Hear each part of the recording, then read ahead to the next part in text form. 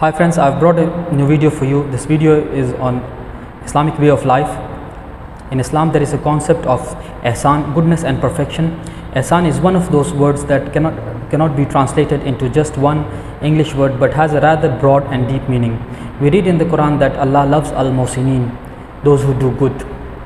A Muhsin is one who is generous, one who does good actions, and Ihsan is goodness itself. Ihsan also means to perfect, to excel, and to show proficiency and excellence. Therefore, it could be considered that the Arab word Ihsan has a dual meaning, goodness and excellence.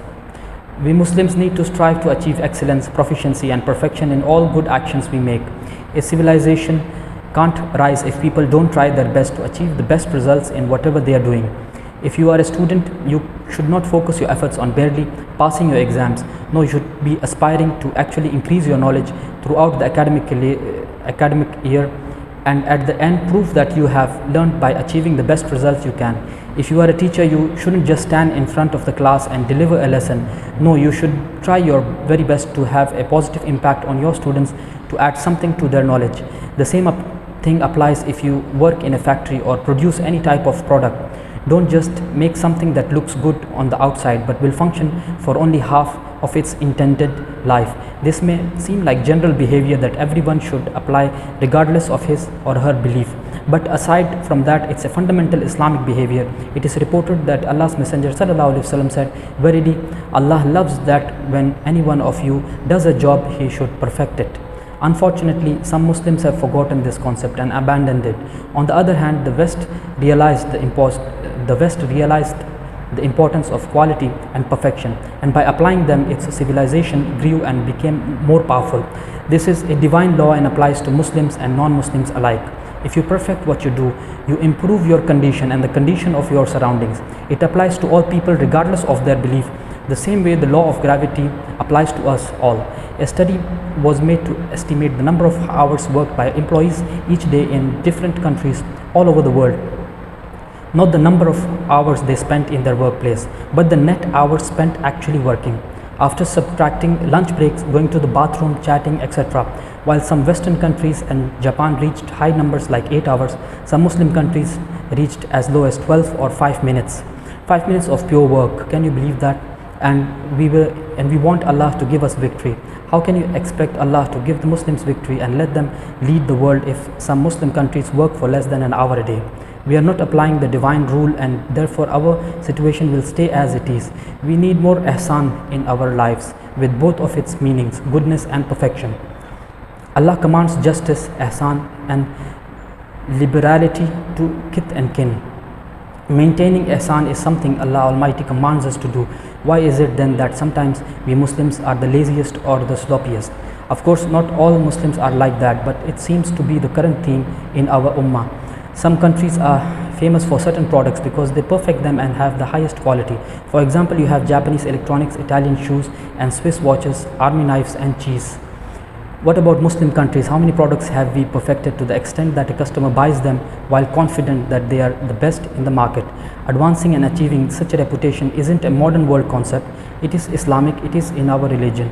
Someone once told me, thank God the non-Muslims in the West are so advanced and are discovering all these new things every day, so we can benefit from them directly without effort, and thus we have more time to worship Allah. At first I thought he was joking, but unfortunately he wasn't. He forgot that working is a form of worshipping Allah if the intentions are correct. Didn't Allah instruct his prophet in the Quran and say, work for Allah will observe your work and his messenger and the believers? Soon will you be brought back to the knower of what is hidden and what is open. Then will he show you the truth of all that you did. Muslims should participate in making this world a better place, and we must have our contributions. Worshipping Allah isn't only by performing rituals. For example, going to school or work every day could be a form of worship if your intentions are to obey Allah, acquire knowledge for the betterment of the Muslims and humanity, and be a good example of a Muslim. If we are not successful and at the forefront, how will we attract non-Muslims to Islam? One meaning of ihsan is to do good actions, but when doing good, we should also try to perfect it. For example, greeting another Muslim by saying Assalamu alaikum, peace be upon you is a good act, but giving the complete form of the greeting, Assalamu alaikum wa rahmatullahi wa barakatuh, peace, mercy of Allah and His blessings be upon you, is far better. There's even another step higher, which is saying the greeting and shaking hands, and you could approach perfection even more by also smiling. See how we should try to achieve perfection and excellence in all of our acts. It should be a constant attempt in all aspects of life, be they rituals, working, relationships, etc. We need to try to implement ihsan in everything we do. Prophet Muhammad ﷺ instructed us in several ways and situations to seek perfection. One of the prophetic sayings dealing with ihsan is particularly interesting. Verily Allah has prescribed ihsan in all things. Thus, if you kill well, and if you slaughter well. Let each one of you sharpen his knife, and let the slaughtered animal die comfortably. One might wonder why Prophet ﷺ didn't say if you pray well, and if you fast well. Why kill and slaughter? Do you know why Prophet Muhammad ﷺ referred to slaughtering in this hadith? Not because Muslims are bloodthirsty, absolutely not, but because slaughtering an animal means that you are ending its life. So what difference does it make if I kill it well or not? It's going to die anyway. It won't have any bad memories about it. So what's the big deal? No, that's not how a Muslim sees things. A Muslim should implement excellence in every aspect of life. Even when it comes to an animal's final moments in life, if you treat the animal well and with perfection when killing it, you will certainly treat it even better while it is alive. You will shelter it with excellence and mercy, and you will feed it in such a manner as well. Prophet ﷺ did not teach us this just with words. He explained the practical steps to achieving this proficiency.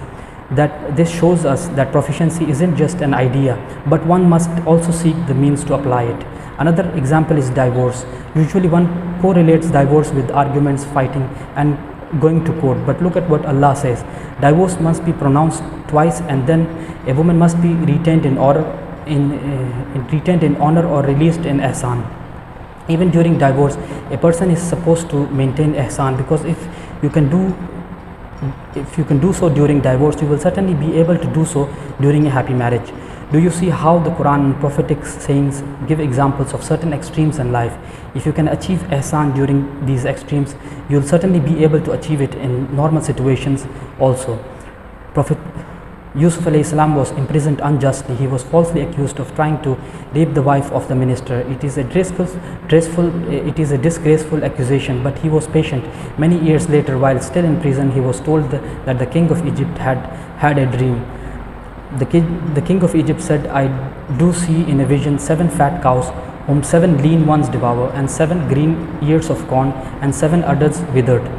O you chiefs, expound to me my vision, if it be that you can interpret visions. Yusuf alayhi salam knew what it meant, a devastating starvation that would last for 7 years. What did he do? Did he request that they let him free first? Did he decide not to tell them what it meant, so all those non-believers would starve to death? No, instead he demonstrated to us ihsan. Without putting any conditions, he interpreted the dream for them. 7 years of prosperity followed by 7 years of devastating drought and starvation. Not only that, but even though he wasn't asked, he gave them the solution to these coming crises. He planned for them what to do in the following 15 years. He told them to increase their productivity as much as possible in the first 7 years while minimizing their consumption, so that they would have enough food to survive the 7 years of drought. Furthermore, when he, peace and blessings be upon him, was freed from prison and became the Minister of Agriculture and Economy, he organized the process of storing the food and then distributing it during the second 7 years. Since the drought was all over the Middle East, he introduced a system where foreign countries could exchange food from Egypt with any of their homemade products. He did this in order to encourage them to be productive, and so they would look at the food they got from Egypt as trade and not charity. He did all this even though they were all non-believers. This is a message to all our brothers and sisters that are living in non-Muslim countries. Wherever you are, you must have a positive impact. You have to make a contribution because you are a Muslim. The best type of ihsan though is ihsan in your relationship with Allah, your creator. To worship Allah as if you see him, and even though you can't really see him, always keep in mind that he sees you. Excellence leads to perfection, and perfection is our ultimate goal. We strive to perfect our characters so that we can reach the highest attainable status in the sight of Allah, and also to perfect our surroundings and work so that we won't feel ashamed when we present them in front of Allah, the Messenger and the believers. Those who achieve excellence and perfection in this world will lead because the divine rules say so. If anyone else leads us, we will always be lagging behind. So we must change our current condition, and when we do that, certainly Allah will change the condition of our entire ummah, and we will lead the world, inshallah. Thank you for watching. I'll come up with new videos. Please like and subscribe my channel.